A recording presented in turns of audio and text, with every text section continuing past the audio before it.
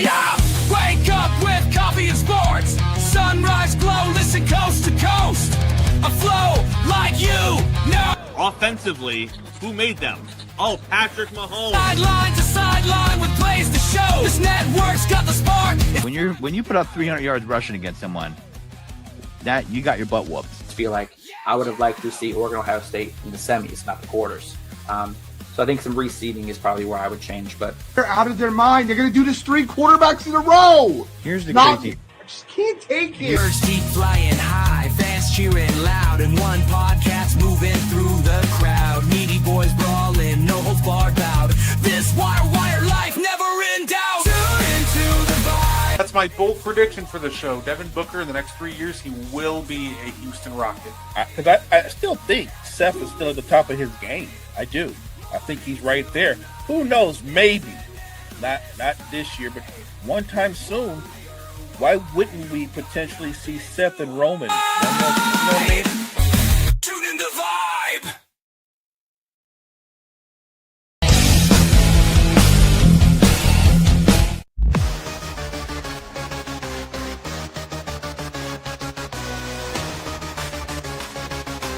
Morning Brett's good centers. Got me on the mic now, let's spill the tea. Talking courtside dreams from history. Legends on the blacktop now and then. From Will to Steph, we hit it again. Better chimes in, let's go deep. Young bloods rising, can't skip a beat. Puppy prospects with fire in their eyes. Draft night suckers and hoop dream high. Wire to wire, bring the heat. Podcast magic can't be beat. Do better, but roll better. We're hoop heads, trendsetters. What's poppin', y'all? It is your boy, Gardi3, and welcome to the And One Podcast. Of course, just like every week, joining us at this time, he is Mo Better. How you doing, Mo? Hey, what's up, Brett? Hey, what's going on, chat? Welcome, and welcome again. And you know how we, Brewers' best team in baseball, that's all you need to know? You are absolutely correct. They are. Yeah, you know how we get this thing started, Mo? Underrated player of the week. Just like every week, we do like to talk about players who we think are underrated or underappreciated. So, Mo, you want to get us kicked off? Who's your underrated player this week? You know what? I'm going to go with a guy that played in the mid-90s, early 90s, mid-90s. Great athlete, terrific defender. He was special in the open court, could attack the rim at a high level. I'm talking about Plastic Man himself, fresh out of UNLV, Stacey Augmon. I think Stacey Augmon was an elite defender at the wing spot, terrific in the open floor, more of a slasher in the half-court setting, but a very versatile defender. And he's got a nice highlight reel. Stacey Augmon, to me, he wasn't a 3-and-D guy, but he was an elite defender, and he had a really high basketball IQ. So I'm going to give Stacey Augmon, a product of UNLV, the Running Rebels, I'm going to give him his flowers. Love it. You know, I love to say, you know what? I love to see it. Love to hear it. You know what? I'm going to give a shout out to one of my favorite ball players growing up. Guy could have been so good if, he didn't like to settle for so many deep jumpers. I'm talking about Josh Smith. Josh Smith was fun because he was almost, in a sense, like he was built. He had like a very good build. He was such a destructive finisher. He was a great playmaker. He was a great weak side help defender. His biggest flaw was he just fell in love with too many deep shots, and that was not his game. He was not a shooter, but he loved being one. But I still loved watching him. He has one of the best highlight reels you'll see, so I'm going to give some love to my guy, Josh Smith. That's a great shout out. I agree with that. Josh Smith was one of those guys to me that he seemed like he was a beat away from becoming a superstar. He never could quite cross that line, get into that lane, but he did a lot of things at a really high level. And you're right. His only real weakness was his love affair with the jump shot. And he wasn't really a good jump shooter, but he did everything else on the floor at a really high level. So I love the Josh Smith pick. No, absolutely. Like I said, him and well, growing up, I loved watching him and Joe Johnson, obviously before ISO Joe left for Brooklyn. But to be fair, with the money they offered him, you can't really blame him for that one. How can you not? And look, let's not forget, it wasn't in a Hawks uniform, but Josh Smith was the leader of one of the greatest playoff comebacks I've ever seen in NBA history. That Rockets team had no business winning that game, but Josh Smith started that run. He started that great comeback. That's what I knew. It was funny. He was the reason I knew the Rockets all of a sudden had a chance. Because, listen, I'm not saying that it was a sign, but when Josh Smith is hitting a step back over a contest from Blake Griffin, you're probably in a really good shape. So, but you say, I hope everybody is enjoying, by the way. I'm glad football's back too. We have a couple of games going on right now. Definitely looking forward to, this weekend when we have some more games playing out. But I am too. Look, we're you and me, we're addicted to the NBA, but we love football as well. So, yeah, I can't wait till we get past preseason and get into the regular season. No, absolutely. But you know how it is, Mo. We've been working on these Mount Rushmores. We've been having a lot of fun with them, too. So why don't we have a little fun and get into the, little Southeast action here? And why don't we start off with the Atlanta Hawks? Now, we're going to do an honorable mention to a couple guys that played in the 50s. Should probably absolutely be on here, but I don't really have too much film on them. Not really able to watch them play all that much. So, granted, Pettit was back in the day, so they're just very hard to rank. I wanted to give a shout out to Lou Hudson and Cliff Hagan. Great call. Honestly, the Hawks Mount Rushmore is probably just entirely consisted of guys who played in the 1950s and Dominique Wilkins, but right. That's a good point. It's a lot of guys that played when your TVs were black and white, and then Dominique comes along. So what I would say is I don't really have a problem with this list, only because people forget that Al Horford with the Hawks was a 4 or 5 time All-Star, All NBA defender, and while he wasn't the flashiest name, he was their most consistent performer. And look, Bob Pettit is probably considered the greatest Hawks. It's either Pettit or Neek. Dikembe being there, what I do remember with Dikembe, still was an All NBA defender, still was one of the NBA leading rebounders, and that Hawks team that he was on, which was, I believe, was he, Steve Smith, and another guy that should get honorable mention, Mookie Blaylock. It was a really good Hawks team. They just had the misfortune of running into the Chicago Bulls team, which a lot of teams can say the same thing. But yeah, I think Deke's there. I'm good with that 4. I'm sure right after that 4, you're thinking of guys like Joe Johnson, ISO Joe, Mookie Blaylock, John Drew, maybe even Kevin Willis. Somebody would mention Kevin Willis, great rebounder. Moses Malone was with the Hawks for a couple of seasons, but that wasn't Moses. That was more like Moses at the end. I think you got it right overall.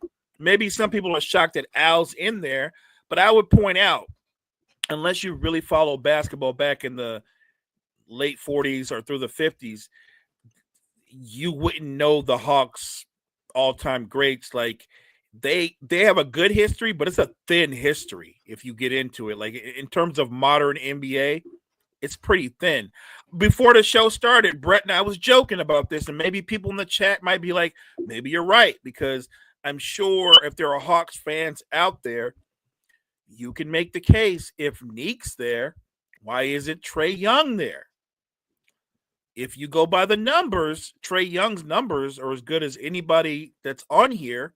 If you go by success, Trae Young as the best player actually had more success than Dominique as the best player. Actually had more success than Al as the best player and Mutombo. So again, I'm not saying the list is wrong, but I can understand if a Hawk fan wants to go, why isn't Trae Young there? He's done as much as any of the other modern players. It's an argument that we could have, and me and Brett are here to have that argument. Hey, I'll give the GOAT Al credit though. He also led the Hawks to an Eastern Conference Finals. So arguably, Al outside of Bob Pettit has the deepest playoff run on here. It's tough to obviously keep Pettit out because he does have 2 MVPs. Him and Hagan combined to lead the Hawks to their only finals back in 1958. Neek is just half man, half amazing for a reason. But no, I think Trae Young absolutely is barreling his way into this conversation. For sure. And I think you can make the argument that he's either here already or he's just right there. Right. For sure. And look, like you said, what Pettit did with his MVPs, with the numbers that he put up in the championship. And again, I don't even know if they called them NBA Finals back then. Maybe they were called something else because it was a minute. It was a minute ago. So no shade towards the great Bob Pettit. I think you put up a very fair list because, like I said, if we threw out a bunch of guys just from the 50s and stuff, I don't know that anybody in the chat would recognize the names. I wouldn't recognize the names outside of Bob Pettit. Oh, fair enough. What's good, Key? Thank you for tuning in. What's up, Key? We got next team. I think this is a lot of fun. The Miami Heat. And you know what, Mo? I think I nailed the first 3. I think it's the 4th guy that's the question here. So I think your list is spot on. I 100% will listen to anybody that will argue, are you crazy? Shaq should be on there. I don't think he should be. I know Shaq helped you win a title, but he was a sidekick to Wade, not the other way around. And Jimmy Butler took 2 teams to the finals that had no business being in the damn finals. Jimmy Butler did more as a Heat than Shaq did, in my opinion. So I'm good with Jimmy Butler being there. But look, if you want to make the case for Shaq, I am more than willing to listen. But I don't think as the lead player, Shaq didn't win a title. And he was only the lead player for his first year there. And then Wade was the best player from that point on. Hey, he'll tell you though, Mo, that it should have been MVP Shaq in that first year. Yeah, I'm sick of that. I'm sorry, bro, but the 22 points and 9 rebounds, damn MVP. Stop that, Joe. You're not the leading scorer on your team. You're not the leading assist guy on your team. The only thing you led the Heat in is rebounds. You shouldn't be no damn MVP. Oh, believe me, Kyle, if we were doing if this wasn't just like active players, Pat Riles would absolutely be on there. Kyle, I like that one as well. Look, if we weren't just putting players on there, yeah. In terms of his impact, Pat Riley is the Heat, so that's a good one. Hey, I think Riley would probably be right up there. He'd probably be arguably the most important guy here. Him and Spo. Say those two both might just make the Mount Rushmore if we were including coaches and executives. Like you just gave us an idea for another Mount Rushmore, by the way. Appreciate you.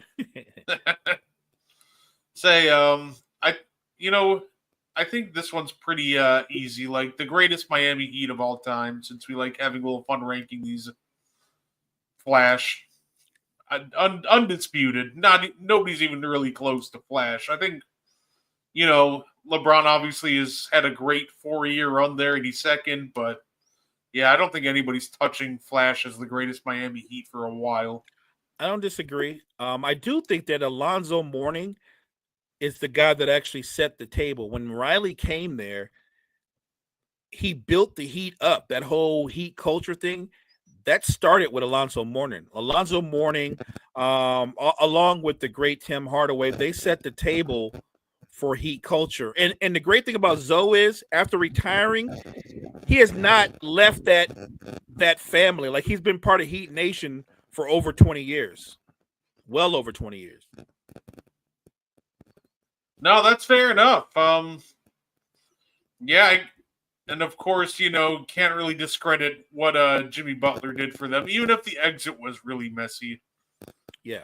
Well, Say at the end of the day, I think you can make a very strong argument that Jimmy Butler is the third most important Heat they've ever seen. It's either him or Zoe, so whichever direction people want to argue, I really wouldn't disagree. and it's weird because they're different players with different skill sets, but I think Zoe and Jimmy both have that dog in them. They're known for their heart, playing with their heart and with their hearts on their sleeves. They're both very workmanlike. Like Alonzo Mourning, I believe he was DPOY twice, multiple times, all NBA. Not to mention, you could book him for like 20 and 10 to go along with what he did defensively. Just a very underrated, undersized big. Zoe wasn't 7 feet, whatever. He was like 6'9", 6'10" at most. He was a great overachiever. Fair enough. Hey, Kyle with a great shout out. Tim Hardaway was my guy. Facts. Look, it's weird because I thought Tim Hardaway was great, and he had like two different careers. There was the Tim Hardaway with the UTEP two-step with Golden State, and then he had the injury, and he kind of had to reinvent his game, and he was just as nice with the Heat in a different way. Oh, absolutely. So yeah, and then obviously, if you agree or disagree, definitely would love to hear it in the comments. Say if you really think it's Shaq over, is Alonzo Mourning the best of the Georgetown bigs? Ooh. No, that's still Ewing. I love Zoe. Ewing was the better basketball player. And you know what? Fair enough. I do agree with that. And by the way, since we're there, the worst of the Georgetown bigs, this is an easy one. Othello Harrington. Garbage. What a poll. I you know what? Fair enough. We got the best and the worst of the Georgetown bigs in here, so I'll take it. Othello Harrington. And look, let me give a shout out to honorable mention Heat players. Steve Smith, Jamal Mashburn was there. A really good workman power forward, PJ. What is his name? Dang, I wanted to say PJ Tucker, but it's PJ. I can't remember his last name, but he was basically the Charles Oakley to Alonzo Mourning. Like he was his Charles Oakley. Wasn't it PJ? Thank you, Kyle. It was PJ Brown. PJ yes. Brown. Really good player. I almost said PJ Walker, but that's the quarterback. And you know what? Shout out to Udonis Haslem. Oh, culture guy, great leader, UD. Yeah, I love that one. And look, Pat Riley, as great as he is, he's had some misses over time. Like, does anybody remember the name Harold Miner? Yeah, Pat went for it. He went and got Baby Jordan. He was not Baby Jordan. He was bad baby. He was not good. So they've had some hit and misses, but like I said, the Heat culture, I love it that you mentioned Pat Riley, Kyle. That's a good one. I love this list because I think, you got to go Flash. I know people go, it's got to be LeBron. No, LeBron is the greatest player. He's not the greatest Heat. And then Zoe, you can flip Zoe and Jimmy however you want to. I think they're very similar, even though they're different types of players. I just think it's a really strong list. I always love looking back and seeing people that got compared to guys like Jordan because it's always the funniest list ever. Like, the next Michael Jordan, Harold Miner, the next Larry Bird, Adam Morrison. And it's like, oh my. I feel like smoking. I feel like Harold Miner and Adam Morrison can go to the same therapy group. No, fair enough. We got the Orlando Magic. Oh. What's up, Sajin? What's up, Sajin? And honestly, Mo, I think this is the easiest of the four to pick out. The very easiest. Say Dwight, and I honestly think that, this might be right in order, too. I think Dwight's the greatest Orlando Magic of all time. Shaq, and then Kyle is crazy. Penny and T-Mac. The next LeBron, Bronny. Hey, that was supposed to be Ben Simmons. Kyle is wild. Kyle is wild. Yeah, look, I know, and so that no one gets this confused. Nobody is saying Dwight Howard is on Shaq's level overall as a player. But like Shaq, he led the Orlando Magic to an NBA Finals, and he didn't have anybody close to being on the level of Penny Hardaway when he did it. Yeah, at the end of the day, with to me that was actually the easiest one. I don't even. It's funny because I think some people would argue Shaq, but I actually think it's pretty just unanimous. Dwight Howard. Peak Dwight Howard was an absolutely insane force of nature. We're talking about somebody obviously who led the Magic to the NBA Finals, completely ruined the NBA's LeBron versus Kobe Finals, and he won 3 DPOYs in a row. Like, this guy was a freak of nature and an absolute force on the defensive end. And he didn't embarrass himself in the NBA Finals. Anybody that saw that Finals, that was a legitimate Finals. The Lakers won that in 6, but that could have easily gone 7. Yeah, no, I say he was an unstoppable force down low. He was so tough. I'd say Dwight was so tough in the pick and roll. I think maybe half the time his biggest problem was he just tried to be a post-up big when that really wasn't his strength. He could do it, but it wasn't something you wanted to build your offense around. But, they made it work. They got all the way they got all the way to the big dance, even with injuries to guys like Jameer Nelson. I would say Vince Carter should be up there too for Orlando. No, Damian, he should not. I like Damian. Damian, you're my guy. But go back and look at the Vince Carter years. He was garbage on Orlando. Garbage. I think Vince Carter averaged like 15 or 16 a game. Like he was a shell of himself. Go back and look at that Eastern Conference against the Celtics. You can watch the YouTube video where Ray Allen and Paul Pierce are openly laughing at taking turns frying Vince Carter because he couldn't guard either one of them. The Orlando Magic version of Vince, not good. He was supposed to be an upgrade when they lost Rashard Lewis and Turkoglu, and he was a horrible downgrade. You know what's funny, Mo? I got a fun question, by the way, before we get on to our last couple teams in this exercise. Somebody on Twitter asked, what is your team's version of Celtic Shaq? Of what? My team? Yeah, because they asked, like, does your team have a version of Celtic Shaq? I'm trying to think. Like my current franchises. Man, of Celtic Shaq, that's a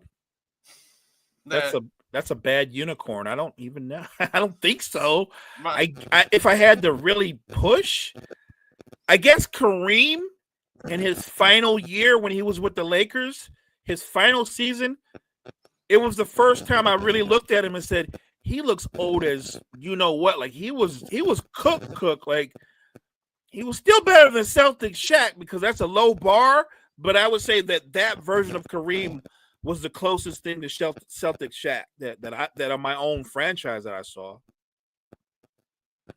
It was, what's funny? The Bucks have like a couple of them. Kwame Brown ceiling was Celtic Shaq. I didn't want to do that, Kyle. I didn't want to do that, but since you put it out there, okay. I know the Bucks. I think our closest thing is probably Bucks Pau Gasol.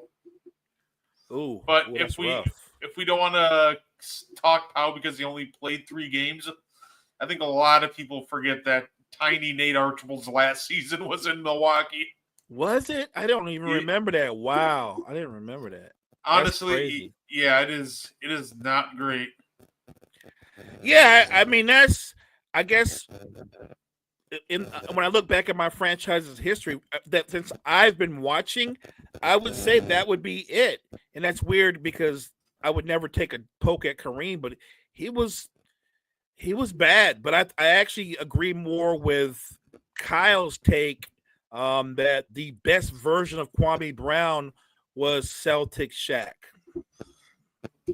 Carlos Boozer with the Bulls. You know what? I'm going to one-up you. Didn't the Bulls, and I might be misremembering correctly, but didn't they have like Ben Wallace, or am I thinking about Cavs Ben Wallace? I think both teams had Ben Wallace. And they didn't have a very good Ben Wallace. He was washed. Yeah. My favorite answer to this was somebody, because we had a little fun in the chat that I posted in. We started listing teams, and somebody went Celtics, Shaq, Cavs, Shaq, Suns, you guessed it. Like, oh, you know what? You're not wrong. That's brutal. I will say this. When Scottie Pippen came back to the Bulls to retire, that was a really bad version of Scottie Pippen. He was a lot like Celtic Shaq. He was really bad. Here, just for fun, here's the list. Here's the we did some teams, and here's some of the lists that we came up with. Obviously, Celtic Shaq, Cavs Dwayne Wade. Ooh. Say Nuggets DeMarcus Cousins. I mean, you could have said Nuggets. You could have said. I think he was on the Lakers for a hot minute. The Warriors. He's been bad a few places after the injury, but yeah, I'll go with that. Say Raptors Hakeem, of course. Oh, that was brutal. Magic Patrick Ewing. That was brutal. Also, I believe Supersonics Patrick Ewing. Yuck.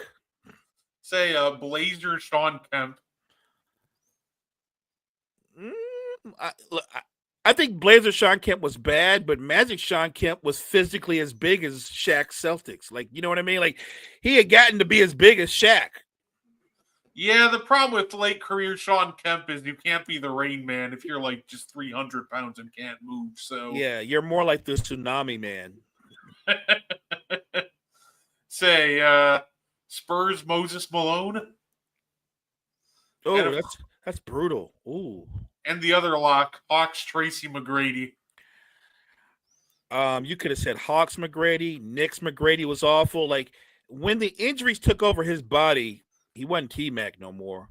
Although Vince Carter didn't look great either at the end. Like, look, a lot of great players, I think that's what people forget. We can see their peaks, but if they play for another 6 or 7 years when they're well past their prime, they look really watered down. Say a couple of the honorable mentions we had, of course, Bulls George Gervin. Yeah, that's a good one. People forget that he actually played on the Bulls, although some people have actually used. That was still the funniest thing ever. The one guy in an argument like, well, Michael Jordan, George Gervin. Yeah, like, George Gervin. Right. They didn't mention he had washed George Gervin. They just threw out a name. Yeah, George Gervin. Right. All right. Yeah, Melo at the end was. It was. Yeah, he didn't even play on the Hawks, but yeah, Melo didn't look great at the end. Look, it happens. You hate to see that. That's why I want to see Steph. I want to see Durant, LeBron, Chris Paul, that whole older guard. I want them all to go out on a high note. Yeah, no, absolutely. It's a fun exercise, but it's also kind of sad because you remember watching that because it's like, oh man, like watching some of those guys in their finals years could probably be considered torture. Like, if I force somebody to watch like Hornets Tony Parker, like, that's just brutal. So guess what? It's coming, Brett. You like to do bold predictions. Here's my bold predictions. At some point, you're going to get Hornets Joel Embiid. Ooh. I'll say, yeah, you know what? I could see it. The Hornets do love their, big splashy acquisitions. And it's just going to be like, hey, we got Joel Embiid. They're like, great. Cool, I guess. Yeah. Like, it's going to be terrific if that does happen, by the way. Oh, Pistons, Ben Gordon is a really good one, Damian. I agree with that one. That's nice. That's nice. Allen Iverson, pick your poison. Oh, Pistons, Allen Iverson is really bad. Like, I mean, matter of fact, I'll go a step further. The only player worse than Pistons, Allen Iverson, is Sixers, Allen Iverson, when he went back that last time in the Sixers. Like, What happened to him? Like AI did not age well. No, like Pistons, Grizzlies, 76ers, like those last couple of years of his career, that was just brutal. Hey, what's up, Sijin? Yeah, look, I was hoping that too. And I liked him on the Spurs, even though they were young, up and come. He said Sixers, Paul George. Hey, the greatest podcasting player of all time. But I'm with you. I'm with you, Sijin. And look, who's to say the Clippers team is talented, but they're so old. I just don't know if they can keep it together. You know what? I'll say Clippers Blake Griffin was actually really good. If you wanted to say like Celtics Blake Griffin or Brooklyn Nets Blake, he was actually still really good in Brooklyn. If we're doing like Brooklyn, actually, I'd probably go the opposite direction and do like Brooklyn LaMarcus Aldridge. Ouch. Yeah. Brooklyn Kevin Garnett was not a good thing. Brooklyn, matter of fact, we can go. I get a threesome there. Brooklyn Kevin Garnett, Brooklyn Paul Pierce, Brooklyn Joe Johnson. That was not good. Say Clippers legend Paul Pierce. That legend.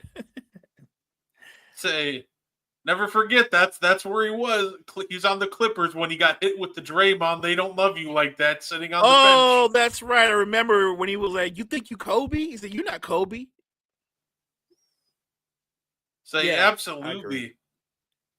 No, you're right, Sijin. You're right. If he was going to win one, it would have been a couple of years ago. And I hate that for him because we were just talking about him. He's had the kind of career where he's done everything but that. Did we not just talk about him on the morning show when people were talking about who was better, Chris Paul or Kyrie Irving? And I think I still think Chris Paul to me is the better basketball player. That conversation made me so mad because people are like, it's complicated. I'm like, what do you mean it's complicated? Chris Paul's closer to a top 5 point guard than Kyrie Irving is to a top 10 point guard. Like, no, Kyle. I mean, I might be alone in this, but they have two chances: Slim and none, and Slim's out of town. I say, fair enough. We of course, Mo. You know what? I purposely put these two teams last just so we can look at their Mount Rushmores because these are the guys, Mo, that were having Twitter beefs earlier. So, of course, we have the Hornets and Wizards are the last two teams, so we can really see who has the better Mount Rushmore. We got Kemba, Larry Johnson, Gerald Wallace, and Alonzo Mourning again. Hello, Zoe. Look, what I do know is Kemba was really good, and he was clearly one of their best players, the best player on that team for like 6 or 7 years, and he kept them relevant. The Alonzo Mourning, Larry Johnson, they were a tandem. This is when they were both very young, but with no hesitation when people were talking about the teams that were added, this team broke through early and was a playoff contender in the Eastern Conference.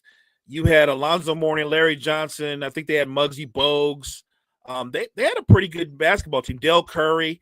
It was a nice squad. So it's not that the Hornets don't have a history. It's that they have a very thin history.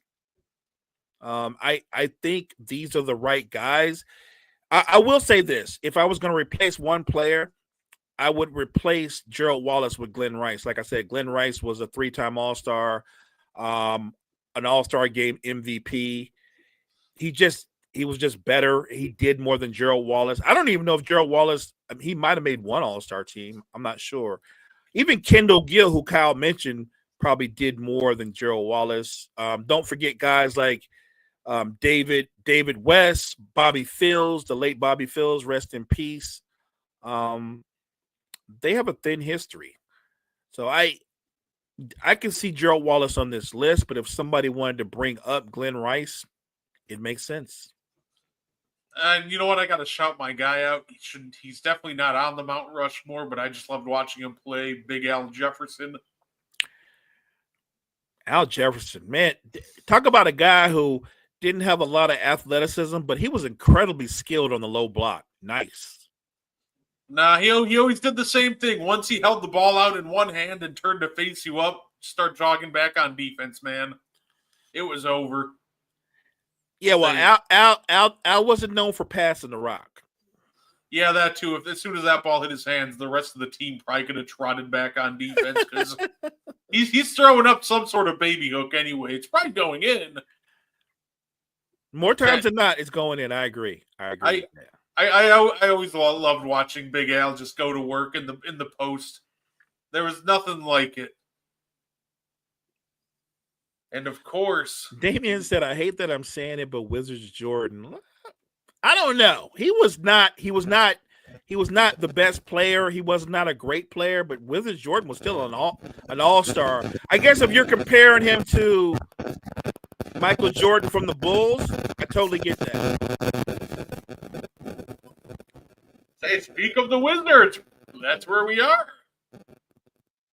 Of course, we got Unseld and Hayes are locks, and then we got John Wall and Bradley Beal. There is a huge gap between the first two players and the second two players. No, absolutely. Yeah, that's interesting. Yeah, like I said, they've got a weird history. You certainly can throw in honorable mentions to a guy like Jeff Malone. Chris Webber was there for a hot minute. So was Sheed, Juwan Howard. But the Wizards have been bad for so long. I think you got the right four players. No, absolutely. It's so tough because I do think I got the right four. And I do think, by the way, Damian, there are definitely worse players than Wizards MJ because like Wizards Isaiah Thomas and Wizards Dwight Howard are also things, and I think they were like noticeably worse than MJ. Or I mean, to be honest with you, Wizards Bradley Beal and John Wall, they didn't do anything. They didn't do anything either. Yeah, look, Jordan Poole was a Wizard. What did he do? And he's still a young man. He didn't do anything. Hey, you know what's worse? Wizards Kyle Kuzma. You know what's worse than Wizards Kyle Kuzma? Bucks Kyle Kuzma. There's actual expectations. Yeah, Kyle, I like you mentioned Jameson and Caron Butler, both good players. I'm good with that. I'll give some love to obviously John Wall. It looked like he was about to continue to uptick. He actually had the best season of his career, and then he destroyed his knee, which just ended his career before it really was able to maybe even go up another level because right in that 16-17 season he was terrific. He was arguably the best two-way guard in the league, and of course we're talking Bradley Beal. Just an automatic bucket. Had his best season of his career playing alongside Russ, and that obviously attracted the Suns, which going to Phoenix was not ideal. But you know what? I do especially. I'll always remember John Wall for sure that fondly because he has that really catchy song about him that they made. Do the John Wall. Right. Let me ask you, didn't Gilbert Arenas play for the Wizards too? Yeah. Look, no chill. Gil's got to get an honorable mention. Yeah, Kyle is spot on. He went from automatic bucket to DMP. Yeah. Say, I'm a Suns fan, but couldn't put a finger on Beal, or am I missing something with him? As in, what team does he actually fit with? He fits with a team, for example, that needs a scoring punch. He's not really a great playmaker. He's not a great defender, but he can give you buckets. A team, for example, who had an anemic offense like the Orlando Magic could have used a scoring punch of Bradley Beal. A team like the Milwaukee Bucks, who outside of Giannis really lack a scoring punch, could have used the services of Bradley Beal. But when we're looking at a team like the Phoenix Suns, who already have Kevin Durant and Devin Booker, then someone like Bradley Beal, whose play style is get buckets, just becomes very redundant. I would add to that, Saijin, that if Bradley Beal is your first or second option, you're not a good basketball team. He's a bucket getter, but if you're talking about in terms of how he impacts wins, he's better if he's your third or fourth option. If he's one of your first two options, you're not a good you're not a good team. You're just not. He doesn't make anybody around him better. And I think, too, with him, the contract matters so much when we're talking about Bradley Beal. Bradley Beal, arguably one of the worst players in the NBA on a $55 million contract. Bradley Beal on a $5 million contract, you're probably going to see a massive boost in reputation because 17 a game on really efficient shooting at 55 mil doesn't really look all that great. But 17 a game on really efficient shooting at 5 million, I feel like this year you're going to see a big reputation boost with Bradley Beal. I feel like Bradley Beal on a $5 or $10 million contract putting up those numbers, we'd be talking about him being a super sub, maybe being sixth man of the year or something like that. You're right. The contract is the problem because the production doesn't go with the contract. And in no way am I not saying he's not talented. I'm simply saying I think the role that he should have shouldn't be too different from the role that a guy like Malik Monk has with the Kings, or the role that a guy like Jamal Crawford had when he was in his prime, or Lou Williams. They're all bucket getters, but none of them were ever the lead guy or the second option. And I think as talented as he is, on a playoff contender, Bradley Beal's got to be no better than your third option. No, absolutely. And by the way, Mo, I do have a request for somebody at ESPN. There's a guy named Shams who won't shut the F up. Let me guess about Giannis being traded. Yes, he did it again. Did he really? Dude, you've been on this since like March. Like, can you talk about somebody else, please? Like, he's like, oh, Giannis hasn't made up his mind yet. I'm like, oh my gosh. Please move on. Find somebody else to talk about. Like, I feel like if Giannis was going to go somewhere, he would have done it by now. I agree. I agree. I think Shams is trying to speak it into existence. That's what I think. I think he's like, if I keep talking about it or talk about how Giannis is wavering or he hasn't made up his mind, Giannis will start thinking that way. He hasn't made up his mind. What I believe is this. I believe the relationship that Giannis has with Bucks management, with the community, is I don't think he plans on leaving. I think rightfully so, he wants them to add more talent around him, but I don't think he plans on leaving. And the way Bucks management is approaching it is, we don't plan on ever trading you because of what you mean to us. We don't want you to leave. Like, we don't know where this talk is coming from. And Giannis is like, remember when he posted on, I don't know if it was on Twitter, on X or somewhere else, where he said, am I the only one that misses Woj? You know what I mean? Like, that pretty much summed it up. No, I completely agree. And yeah, Shams just waiting for the Ben Simmons open gym video that we know is coming again. Oh God, it is coming. Yeah. Yeah. That's my favorite. Listen, my favorite part of the offseason, Mo, is watching these guys work on skills they're never going to use. I don't want to see Ben Simmons taking jump shots and making them and people going, woo, look at him. And then the season starts and he doesn't take 5 jump shots over the course of 82 games. I don't want to see that. What I will say is, I might be the only one, Brett. I'll ask Kyle, am I the only one that believes that Ben Simmons is a low-risk, high-reward guy as a rotation player? I believe that. If you tell me, well, Mo, what if he gives you 8, 8, and 8? I'll take it. If he gives me 7, 7, and 7 to go with the elite defense, I will absolutely take that. That, by the way, yeah, I saw that, Kyle. Rudy Gobert and Lethal Shooter are working together, and he was shooting mid-rangers, and he even threw up a floater. And I'm like, man, Mo, my first reaction was, I'm going to be heated if I'm the Bucks and I'm just getting cooked by Rudy Gobert floaters. Like, I'm going to lose it. Rudy Gobert is working with Lethal Shooter. He understands it now. Okay, I like that. No, absolutely. Obviously, the big news that dropped since we've last gotten together to talk about it, Mo, De'Aaron Fox, 4 years, $229 million.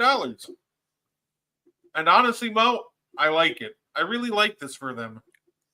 And there's a couple reasons I like it, but I think one thing I want to point out real quick to kind of help people understand why I like it are when you're in the NBA, you have to, I believe they have a salary floor, and you have to spend 90% of your salary cap Correct. to meet that salary floor.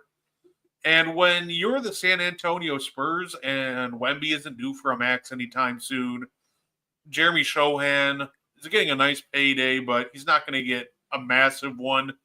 Like, you got to spend that money somewhere. And obviously, your young guys like Castle and Harper aren't due for extensions for another 3-4 years. So if I'm the Spurs, why not make my fringe all NBA, guard happy? Like, to me, De'Aaron Fox is a clear all-star level guard. And I think in the right season, if enough people, miss eligibility, he can be an all NBA caliber talent. I think he's a fringe guy in like this Jaylen Brown category. So I personally like it. I like it too. And look, a lot of what they did in this signing has a lot to do with what you said. A, you have to spend X amount of dollars. B, De'Aaron Fox is still a young man. He's 26, 27 years old. And I think his role on that team is going to be as Wemby's sidekick. And I love it that, think about this, Castle's on his rookie deal, Wemby's on his rookie deal, Harper just got drafted clearly on a rookie deal. Like, they're good. They can afford to give De'Aaron Fox this money, and I like that they gave him this money, so there won't be any talk of De'Aaron Fox waiting for an extension. They got that out of the way. There is not going to be any controversy in San Antonio. This is the way the Spurs do things, and I think that it seems like a big number.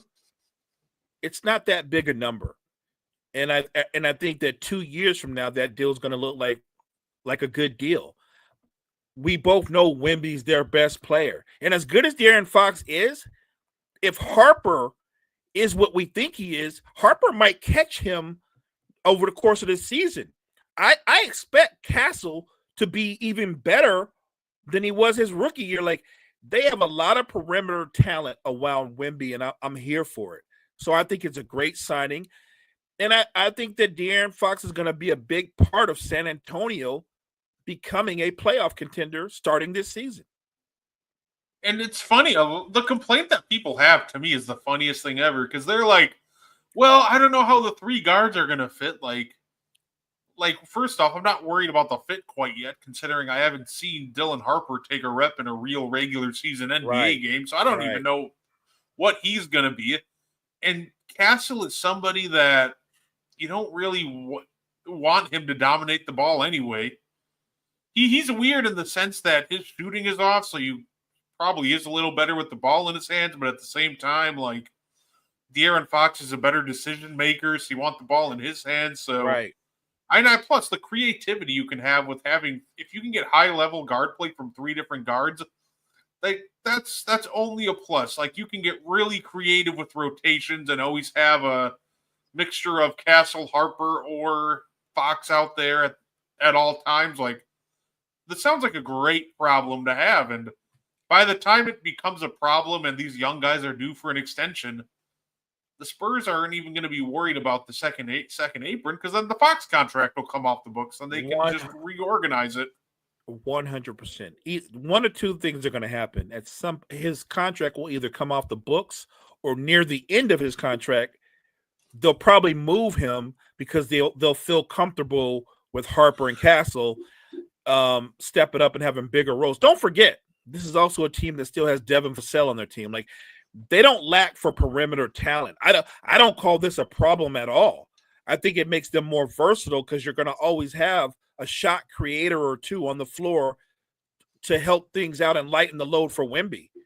So if it's a problem a lot of teams would love to have. Yeah, and hey, your guy Luka got an extension. The Lakers extended him, which I do want to remind people, because there seems to be some confusion. Luka just took one less year. He did not take a discount. People are like, oh, it's a better deal than the Fox deal because Luka took a discount. They're both getting the same 30%. They're just different years. So and don't be naive. If you know the way this goes, this contract, let's call this it's exactly what it is. It's an extension, but it's a flexible extension because this contract is going to, I'll say a year or 2 years into this contract, Luka's going to get a $400 million contract. Like, this is the contract before Luka Doncic becomes the first $400 million player in the NBA. Yeah, that, like, the thing is, he's become Supermax eligible again, I believe, in year 10. Right. And this is what this contract does. It gets him to that 10th year, and at that point, he can opt out. And I believe that it's estimated right now to be at 5 years, $417 million he can sign for. It's got to be insane. Look, and by the way, I think that's the way this is supposed to go. Now, I'm an objective Laker fan. I admire Luka's talent. I know what he brings to the table. I love that he's gotten in the gym and worked on his body. I hope that he can be the guy to lead the Lakers into the next 10 years as the cornerstone of the franchise. I know I don't worry about what he's going to do as an individual player, but I'd be interested to see what he's going to be able to do in terms of being a leader and taking them back to the finals or ultimately winning a finals. We'll see if he can be that guy. Yeah, absolutely. I'd say people are getting paid this week also. Obviously, Mikal Bridges also got paid. He did take a little bit of a pay cut, $6 million, so it's only $150 million he's making now over 4 years instead of $156, which it helps him avoid the second apron, so that's always nice. But this still it's weird in the sense that they had to do it, but it doesn't make it feel like it's any less of a slight overpay. I agree. Look, all the people that are complaining about Bridges not being worth the money, I'll listen to that conversation. But you have to remember, they gave up 4 or 5 number 1 picks for the guy.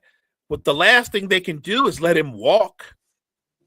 So you had to overpay to keep him, which isn't the first time that's been done. I think he's a very good basketball player. Do I look at the contract and go, that's a lot for Bridges? Yes. But that's not the first time we saw that. Sixer fans can relate.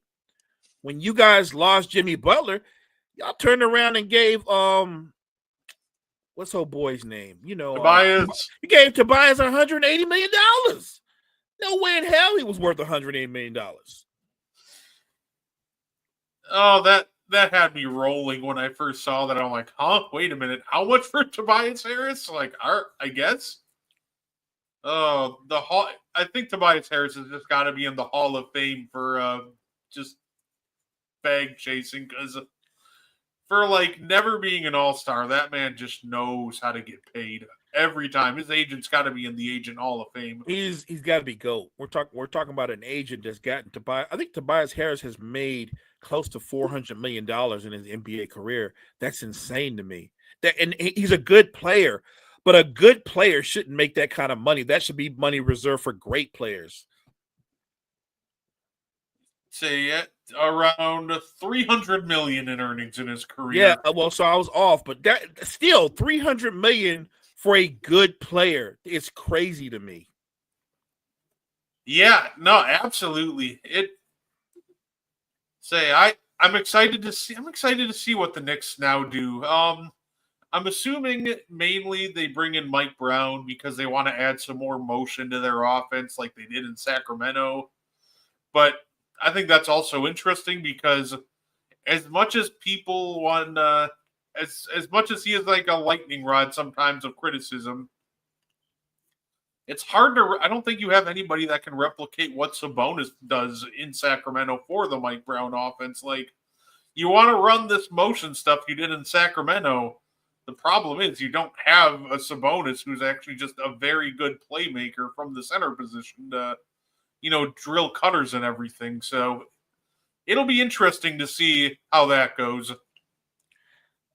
Look, Cat's a good playmaker. I think for his career, he's about 4 assists a game. But Sabonis is, I mean, he's up there around 8 or 9 assists as a center.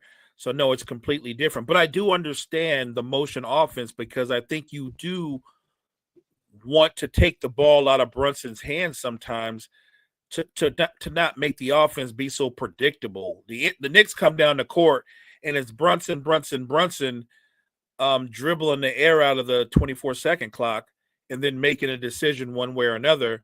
The motion offense is going to make everybody a viable option. So I like the idea of it. I just don't know if they have the overall personnel to make it work.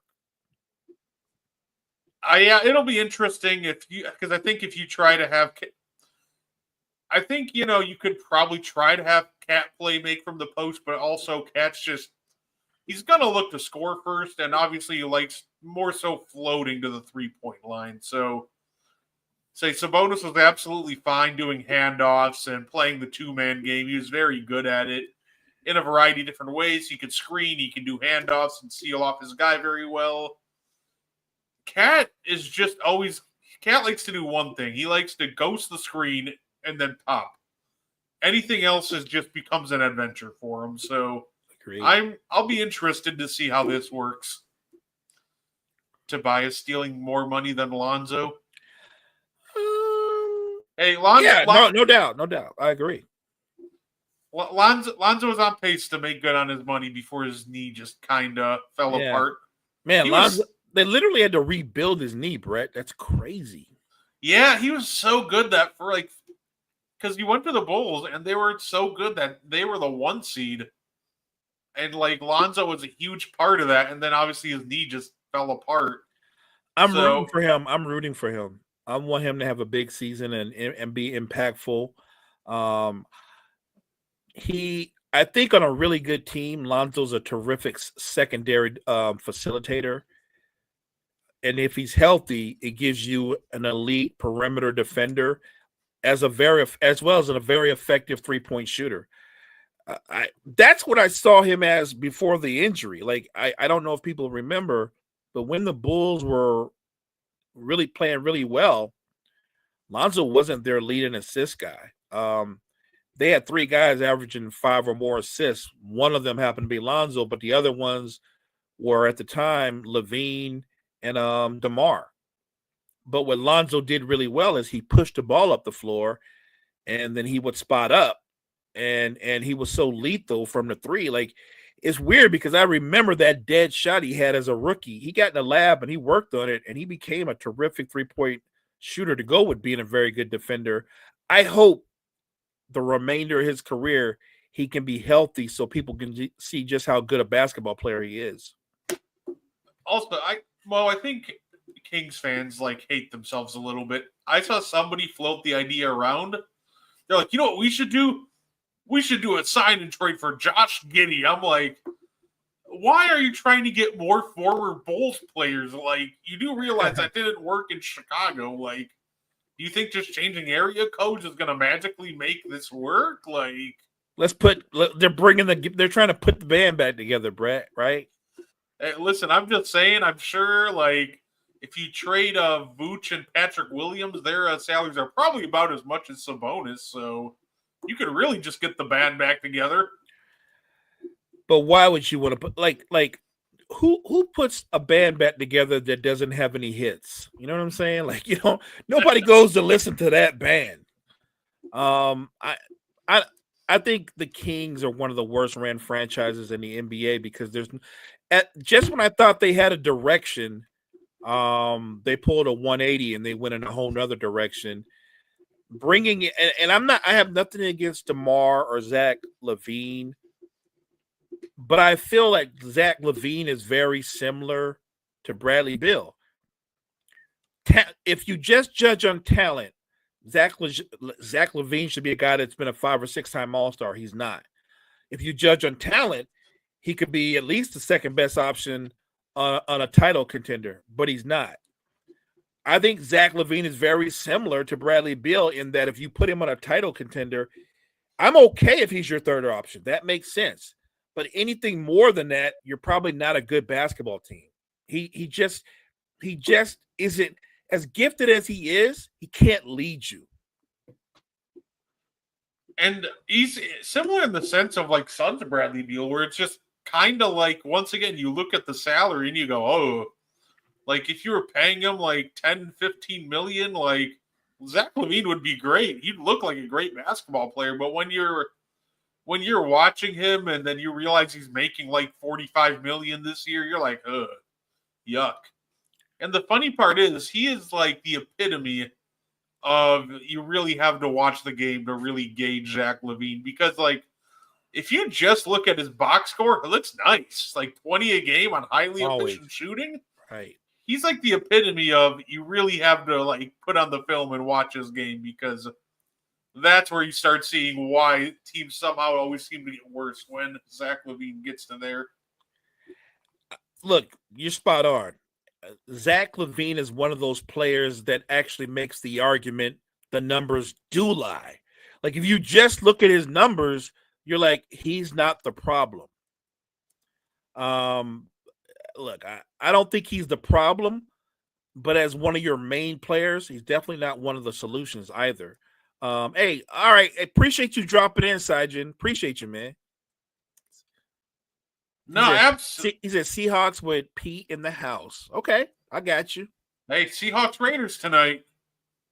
So let's say we'll definitely be able to talk about some football, see if there's any guys that impressed us. Like I said, I'm just waiting for Saturday. Packers start Saturday. Packers Jets.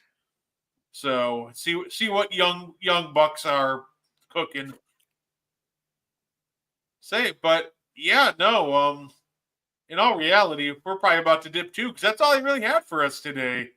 Great show, fast show. Appreciate you guys, Kyle, Damian, Sajin, and everybody else that hopped on in the chat. Everybody that's watching us on various platforms. Thank you guys for joining the N1 podcast. We appreciate that. Yeah, absolutely. And you can check out Mo and I tomorrow. We'll be right here on the morning show, and then you can check us out next Tuesday on the Meaty Boys podcast. Say the grind never stops. So we definitely appreciate every single one of you guys for tuning in, not just and one, but to wire. Thank you for supporting us, and you please enjoy your weekend. Thank you for tuning in to the And One podcast. If you like our content, you can find more on the Wire to Wire Podcast Network on YouTube, Facebook, and Spotify. Want more And One? Find it on Wire to Wire. Like and share our Facebook page. And join the And One Discord. Grab the link to join from our Facebook. Thank you for tuning in and have a wonderful